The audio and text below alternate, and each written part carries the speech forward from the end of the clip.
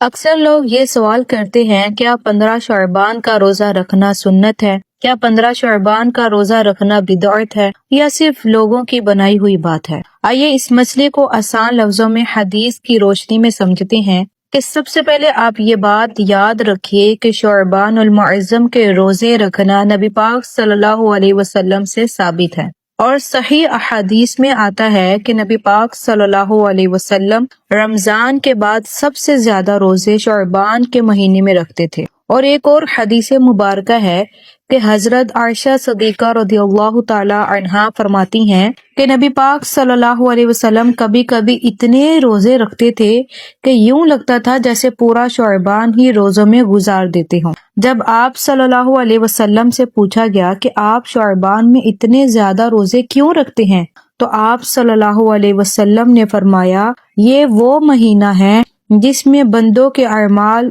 اللہ تعالیٰ کی بارگاہ میں پیش کیے جاتے ہیں، اور میں چاہتا ہوں کہ جب میرے اعمال پیش ہوں تو میں روزے کی حالت میں ہوں۔ یہ حدیث مبارکہ صحیح احادیث میں موجود ہے۔ اب آتے ہیں خاص 15 شعبان کے روزے کی طرف۔ سنن ابن ماجہ میں ایک حدیث مبارکہ ہے جس میں نبی پاک صلی اللہ علیہ وسلم نے فرمایا کہ جب 15 شعبان کی رات آئے تو اس رات قیام کرو، یعنی کہ اس رات کو آپ عبادت کرو، اس کے دن میں روزہ رکھو۔ اب یہ بات بالکل درست ہے، اور اس حدیث کی سند کے اعتبار سے کچھ محدثین نے اس حدیث کو ضعیف حدیث کہا ہے۔ اب یہاں ایک بات کو آپ بہت توجہ سے سمجھ لیجئے کہ حدیث کی دو بڑی قسمیں ہوتی ہیں۔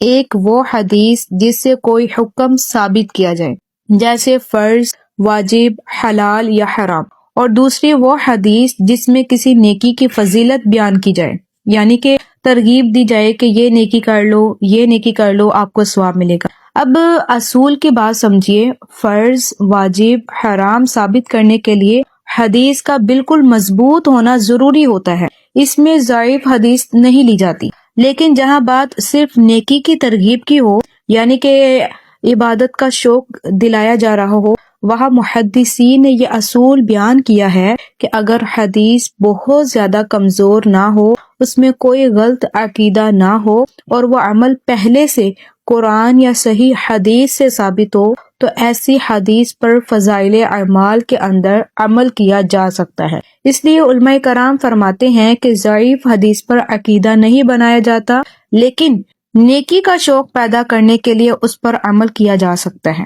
یہی وجہ ہے کہ 15 شعبان کے روزے والی حدیث اگرچہ سند کے اعتبار سے کمزور کہی گئی ہے، لیکن آپ خود سمجھے روزہ ایک ثابت عبادت ہے۔ شعبان میں روزے نبی پاک صلی اللہ علیہ وسلم سے ثابت ہیں، اور یہاں کسی نئی بات یا غلط عقیدے کی طرف دعوت نہیں دی جا رہی۔ اس لیے علماء کرام نے فرمایا ہے کہ اس دن یعنی کہ 15 شعبان کے دن نفلی روزہ رکھنا جائز ہے، بلکہ باعث ثواب ہے، یعنی کہ اگر آپ نفلی روزہ رکھیں گے تو آپ کو ثواب ہوگا، اگر آپ نفلی روزہ نہیں رکھیں گے تو آپ کو گناہ تو نہیں ملے گا۔ یعنی کہ اس روزے کو فرض واجب نہیں کہا گیا، ایک نفلی روزہ ہے، رکھیں گے تو ثواب ہے۔ امید ہے کہ آپ کو سمجھ آ گئی ہوگی۔